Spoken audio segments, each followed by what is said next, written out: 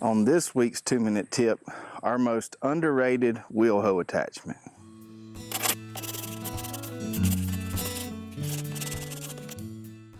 So we know that the wheel hoe can do a lot of things for us in our garden. It can make a furrow, it can heel or throw dirt to plants, it can even lay drip tape. But one of the most overlooked attachments is the one that we include with every wheel hoe we ship, the cultivator teeth. These cultivator teeth are super useful for breaking up the crust on the ground after a hard rain. They're also really useful for maybe throwing just a little bit of dirt to plants along the row. For breaking up that soil crust after a hard rain, my favorite setup is to use 3 teeth on the single wheel hoe. Now in our product photos and other media, you'll notice that the middle tooth is towards the back of the wheel hoe. And this is just simply because it stands up on its own better that way. But the way I like to set it up is to put that middle tooth towards the front of the wheel hoe. And this is going to help dirt to flow through the wheel hoe a little bit better.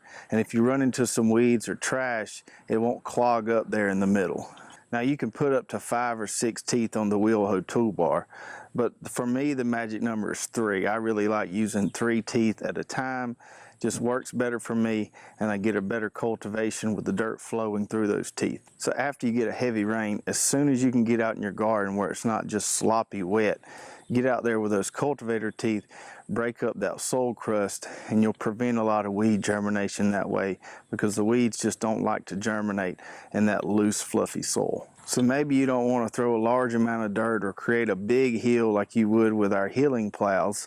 You just want to put a little bit of dirt beside that plant there, maybe cover up some of those weeds between the row. So for that application, I like to take the double wheel hoe and put a tooth behind each wheel. So that allows me to straddle a row of young plants, go down that row, work both sides in one pass, throw a little dirt to the middle of that row to cover up the weeds and maybe support those plants a little. You can also just use one tooth if you want to mark a row for planting, or maybe make a small furrow for planting a row of seeds like maybe squash or something like that that you're typically going to plant by hand anyway. So if you've already got a wheel hoe or you're thinking about getting a wheel hoe, make sure you put these cultivator teeth to good use. It's a really versatile attachment that can be used in a lot of different variations in a lot of different ways in your garden. I hope you enjoyed this week's 2-minute tip. We'll see you next time.